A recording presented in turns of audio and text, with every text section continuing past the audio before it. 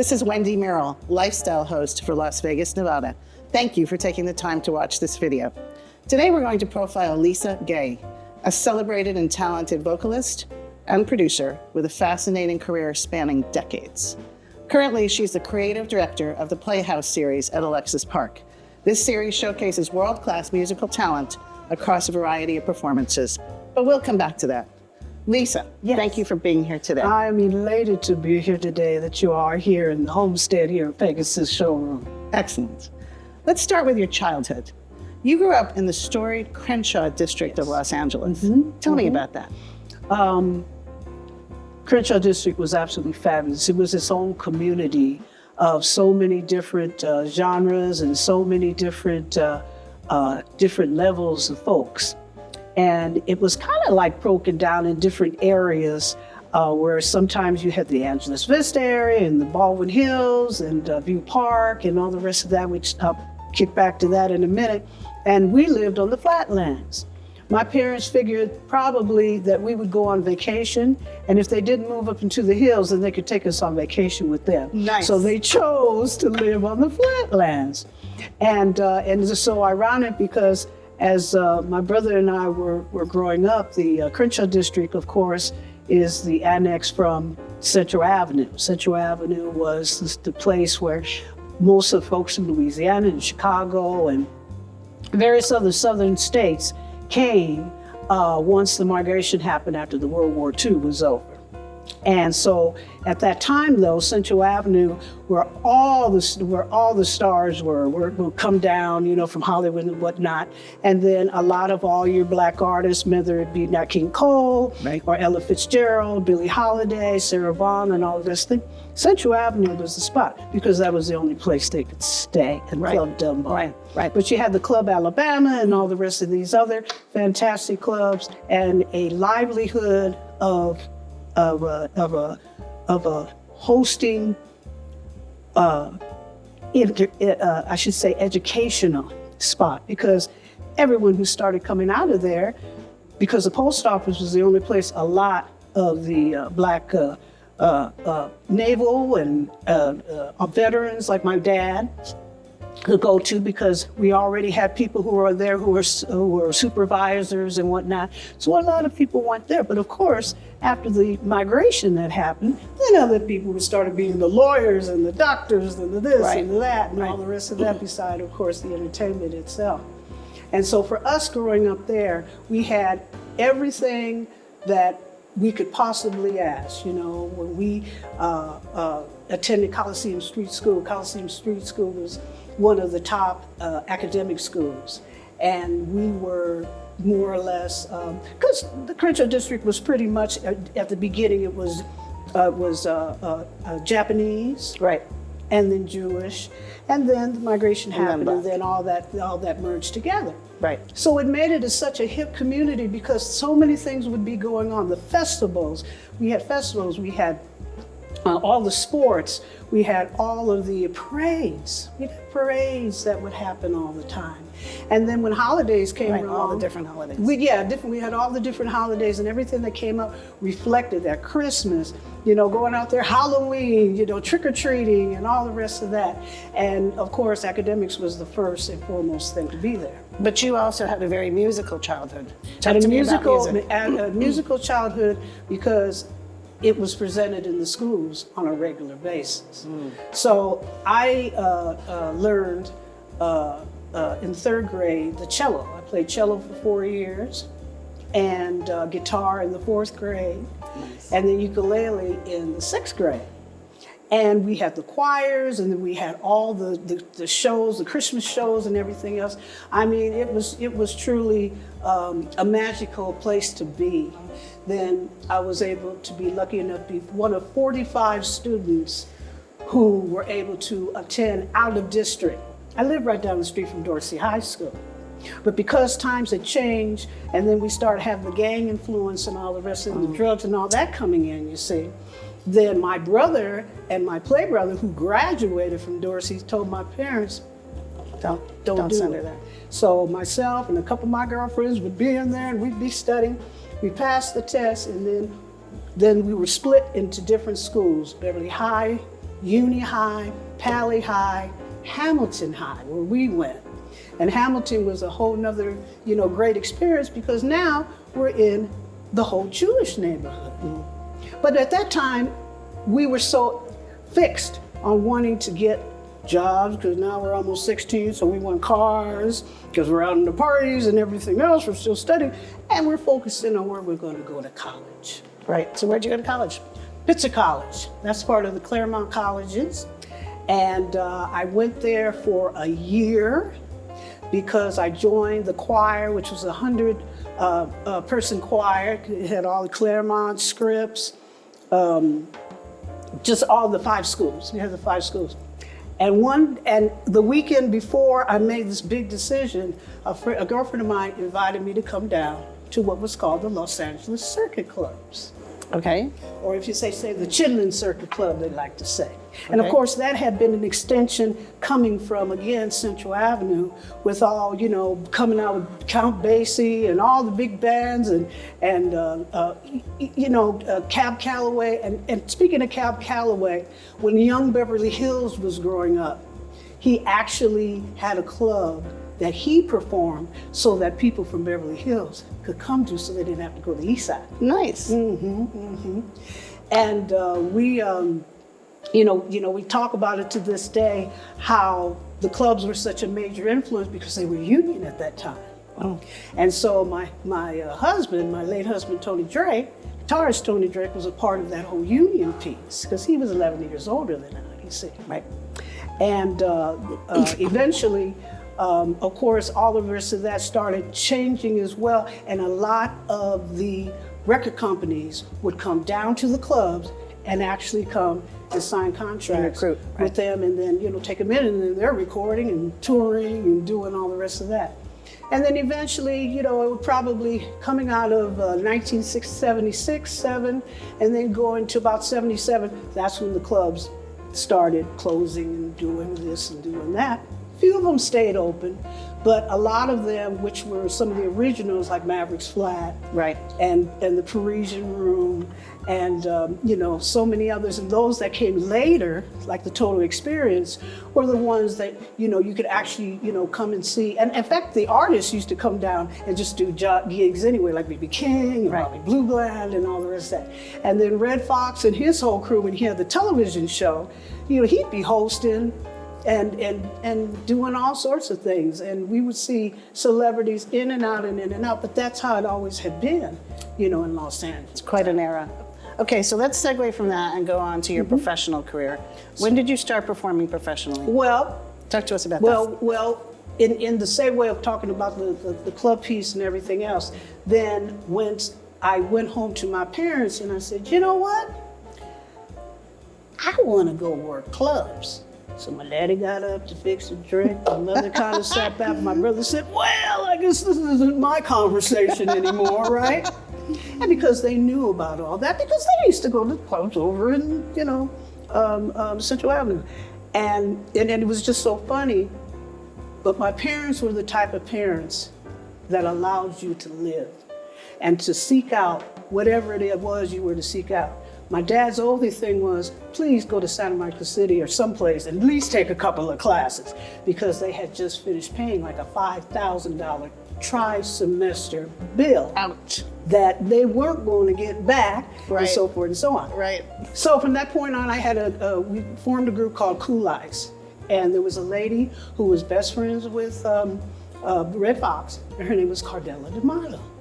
And if you got introduced to Cardella DeMilo and she saw your act, then she'd take you on a caravan. She'd take to so many clubs. Wow. And then you could get up and do so many songs. And if the club owner liked you, then he would say, okay, well, they can come back or whatever the case may be. And our first experience was at the Parisian Room when Cardella asked this gentleman, can they just come and sit in for a couple of tunes and stuff? He said, yeah. And I said, I'll sit here, just like at this table here. I'm going to sit and watch and listen to him. That was Joe Williams. Wow. So needless to say, we were nervous and all the rest of that, but he gave us our approval because we had really cool harmonies. That's why we called each other Cool Ice. And by going to the clubs, the Amber Light and all the rest of that, we won the talent contest. Nice. And eventually, because of Debbie Quave and of course Corla Weigo, Debbie's best friend's mother was named Betty Braxton. And Betty Braxton was the executive assistant to Roberta Flack. Wow. And then she was already tied in with so many people, it was just out of sight. And her father also was a part of the post office clan, you see.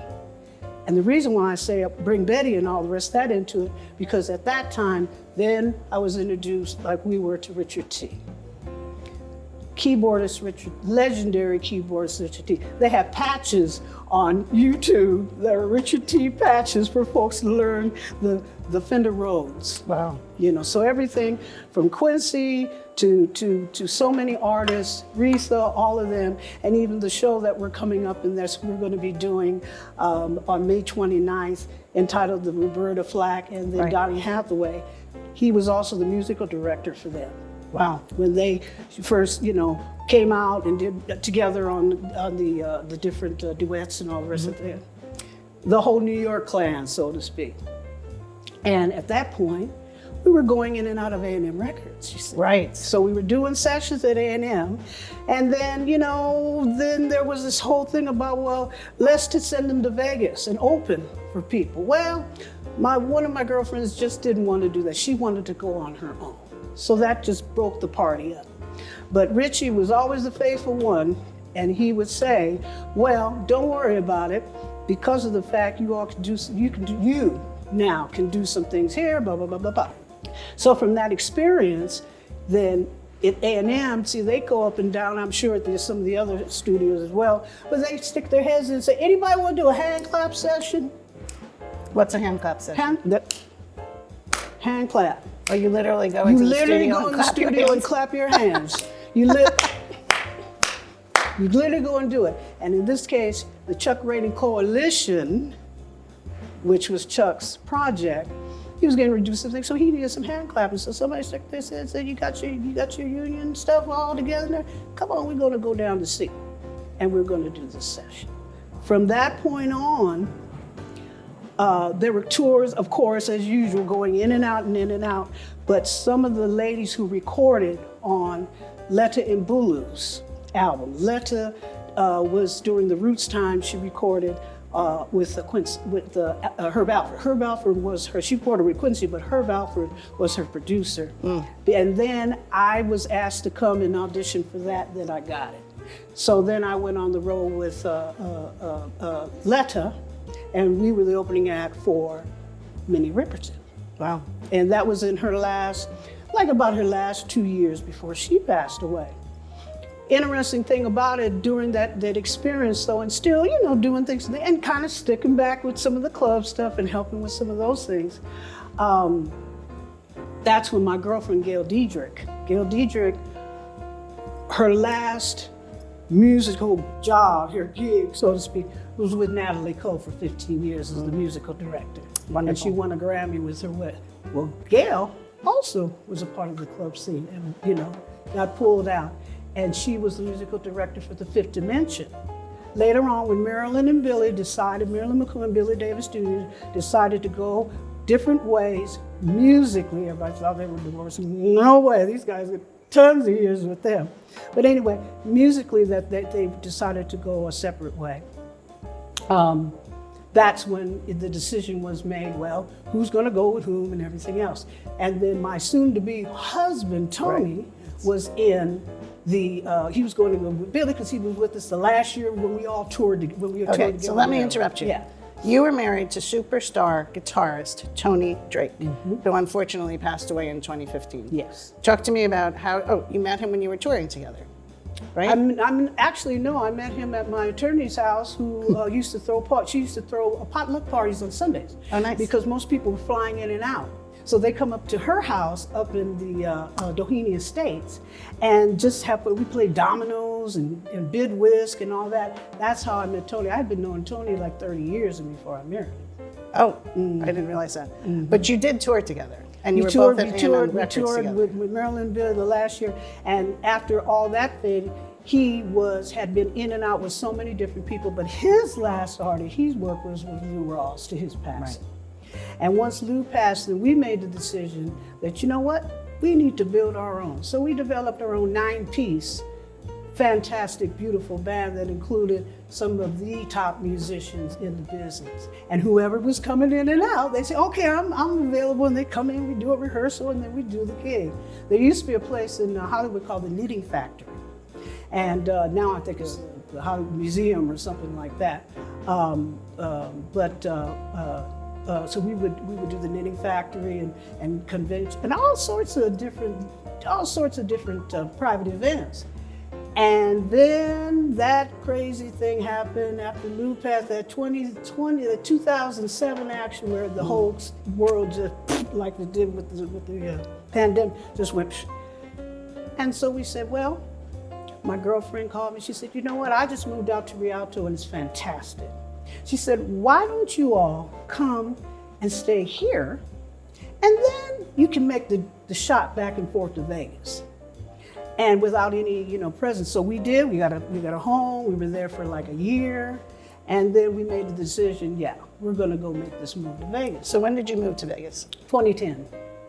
2010, we moved to Vegas and found Vegas to be a whole nother different thing. Because quite naturally, Tony was here in the '60s with Della Reese, because he was her personal guitarist, along with Nina Simone and Carmen McRae, and he was with Aretha for 12 years as well, with the H.B. Barnum Band and all the rest of that, and so many, Count Basie, Ray Charles, the whole shebang. And we came back and we saw that definitely things had changed. Very much. I mean, it was like night and day for us. But where we sit here, I said, well, you know how we are. Let's just go around and ask if somebody hire us. That'll be fun. Yeah. And this was the first place we came. Alexis Park. Alexis Park. Amazing. And the operations manager, his name is James Junkins. We call him JJ. And we handed him our CD, and I said, well, listen to it. And if you really like us, we'll take a corner, because we had a 3-piece at that time. We'll take a corner and, maybe just think about hiring us. He called us the next day and said, come on down. How many band members you gonna put in this? Nice. He said, because we wanted to reopen this spot up as a classic soul and jazz spot. And that's why it was called, talk about Friday Night Live. That's what this was called originally. And we had this for close to 4 years. It took us about 7 months to really build it up so it was always packed out. Sure. And then once we did do that, we were able to turn it, have Saturday nights as Latin nights, and Rick Arroyo and his 10-piece band would come in and handle that. And then stepping back again, we were able to have a musician's night, and our first musician guest, one was Dave Perico. Amazing. And the other one was our best friend, and everything else we talk about is Mark Cargill. Mark, who we were talking about when he and his partners won the Oscar last year for their piece on the rebuilding of instruments and all the rest of that. And then Mark got a call and said, can you come to Vegas and show your stuff, because we really need a little bit more beat, as we used to like to say, grits and gravy on the overture and just throughout what Lady Gaga was trying to do. So he did that, and he's been her concert master for the last going on 4 years. She's doing the big theater, all the rest of that good stuff now. But because I saw the show last year at Dolby, and it was tremendous. And of course, Brian Newman and all these other guys. But it was absolutely tremendous, and she was absolutely tremendous. I hear she's wonderful. Yeah. She is. She really is. She truly is. I mean, you say, okay, yeah, she can, but when you see her in front of that orchestra, then she's tough. And this opened us up here to be a part of the entertainment family here. Right. And with everybody from Kelly Clinton, and of course Clint, and on and on and on and on it went too, because of the bootlegger piece and everything else, because everybody was like, you gotta go to the bootlegger, you better go to the bootlegger. It's true. And I would be remiss by not calling my sister out because of the fact that they were so instrumental having us there. Plus Tony became her guitarist Right. at the time. Right. Well, Las Vegas is very proud to have you as part of our entertainment community now. Okay, Lisa, we're going to switch gears. We're going to talk about something very personal. Yes. About 8 years ago, you received an awful diagnosis. Yes. What happened? Yes. At the time, I was a singing tour guide for Wayne Newton on his ranch. And like it is, it's 100 degrees today, right? And you know, you're touring everybody around, and we were on the way to the stables to see the stallion. I love the stallion. See the stallion, and my whole body felt like it was just gonna literally turn inside out, if you can imagine, right? And I couldn't understand, and I would keep holding my belly, and I said, oh my goodness. And it got to the point where I had to have my counterparts take my tours out, because I couldn't walk. You couldn't walk. I couldn't walk. So when we finally went in and did the biopsies and all the rest of that, it was determined that I possibly had stage 2 cancer. But the other thing that came out of all of that, picking and pecking and plumping and all the rest of that, was the fact I had a tumor they considered to be a 20-pound tumor that had just like, it just done this to me and just holding on to me. Between the two of them, they were the ones, especially, of course, Dr. Fuderan, who did the surgery and removed all that. And we were coming down, the hallway going to recovery, and we're riding on down, and then he says, you know, you're stage 4 cancer. So I kind of looked at him, and then I went to heaven. I literally went to heaven. I went to heaven. There was this door, not a gate. I knocked on the door, and who opens the door but Tony? So I said, ooh, honey, ooh. And I go to reach for him, he steps back. He's eating popcorn, because the whole thing, especially in his memoriam and everything else, was the fact he would always say, he said, get your popcorn out and watch the movie.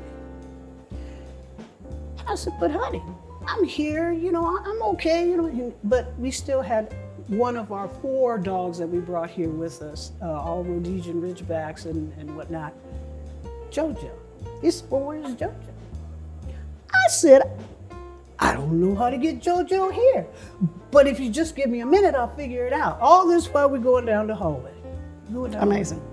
And anyway, to make a long story short, he told me, go back. And I said, go back to what? You're gone. He said, no, go back, because you need to spread the love of our music and what we talked about and putting shows together, hence the Playhouse and whatnot, to put smiles on people's faces, because people need to have that, you see. And he said, you're going to be all right. You're going to be all right, because you have your spirit, which the spirit that comes from my parents and my grandparents and my great-grandparents. I was so glad to have great-grandparents as well. That's amazing. And after that point, then he said, you go back and everything else. And then I hear this big voice behind it and say, Lisa, you got to go. And I said, woo, who's that? That must be God. He said, you got to go. And I woke up again, because I was kind of in it. And we're still rolling down the hallway. And Dr. Fuderan said, did you hear what I said? We're going to have to stage 4. I said, so what do we do next, Dr. Fuderan? Wow. Sat up. It was a moment, right? And that's when Dr. Ibarra was brought into it and everything else, and the two of them worked with my treatment and everything else, and comprehensive cancer on Eastern is just the saving grace facilities as they were. And they both told me things too, like, you know what? Because I wasn't supposed to make the surgery, I was supposed to go to heaven, because I was so, that tumor had just tied me up so badly. And they said, but you know what? You are in good stead now. We're gonna take care of you. And he said, but we're gonna do chemo. You gotta be joyful, you got to keep the joy. And the another main thing I have learned is that you have to have your peace. So anything that gets in your way, like my doctors say, if you stressing and all the rest of that, you're gonna die. So you might as well get everything that's in your way and move it on outside. Out of your way. Just move it out your way. If it comes, you wait a minute, and keep moving it out your way. He said, and just stay joyful. He said, because it's because of your positive faith and attitude that you're alive to this day. You credit God and your faith for survival. Oh, yeah. It is extraordinary that you are not only alive, but absolutely flourishing. It's truly a miracle. Thank you. I appreciate that. And I appreciate you. Okay, currently, you are the creative director for this room, Modern Showrooms at Alexis Park Resort. You're putting on the Playhouse series. What is that? Tell us about that. The Playhouse series is what we used to call, back in the day, in the 70s, showcase. And it showcases as a one-off, which means it's a one-off show that showcases the talents, creative energies, and also the different colors that people bring, artists bring in with their shows. And you know, some people are looking to go on the ship. Some people are looking to get a residency. Some people are looking at this. And even if they've done these shows before, maybe they want to dress them up. Maybe they want to do something a little bit different. And I always tell them, just bring a videographer with you. The price points and everything else that are on ticketkite.com. I want to mention all the shows, including the residency shows of Elvis and Motown. And this is the Frankly Frank, which is now the Sinatra show, by the way. Interesting. That goes on, along with the shows that we have, of course, coming up beside, of course, the Roberta and Donnie. Right. And behind that is RJ and The Assignment. And RJ, of course, is master musician out of UNLV. Right. And Tony and I actually did his concert piece with Dave Loeb and Nathan Tenoy sitting there watching us. Nice. So Reggie he's a Yamaha artist, and he has created and has his own music out there and everything else, and he's extraordinary. The Playhouse is a place to be seen, to be heard, and to develop anything that you want to do. And so Pete Housley, my hat's off to him, because he was so kind, as he and I developed this really cool relationship, as I was also the director of entertainment for the Liberace Foundation. And we did his 100th anniversary, birthday party here in the Athena showroom, and we had all these beautiful people to come down, and we celebrated Lee, because he's just a whole nother different story all by himself. But the guidance that he brought about, with everything that was Las Vegas and France and just starting things new, just like Gina's dad did, just like Frank Sinatra, Sammy Davis Jr., and everybody else who helped to grow this city. Right. You bring exceptional performances to everything you touch, everything you perform, and everything you direct. Before we end this interview, do you have any parting words of advice for your audience, for the people watching today? Never be afraid to live. Very good. That was my granddaddy's line. Never be afraid to live. Another last thing Tony would say, he said, every day is Christmas if you're loved. That's true. Every day is Christmas. Yeah, so don't just say, oh, it's Christmas. No. When you're loved, every day is Christmas. And that's pretty much how I live my life. I don't let the small things bug me. And if I see something big that's going to bug me, I just say, dear Lord, I know you're going to take care of that. So I'm going to take care of what I can take care of right now on the human piece of it. And then just let everything just flow after that. And I said, and I know everything is going to be good, because there's no other way for it to be. Perfect. I want to thank you for bringing us on a tour of your life, Lisa. You're amazing. Have a great afternoon. Thank you. I hope you enjoyed this video.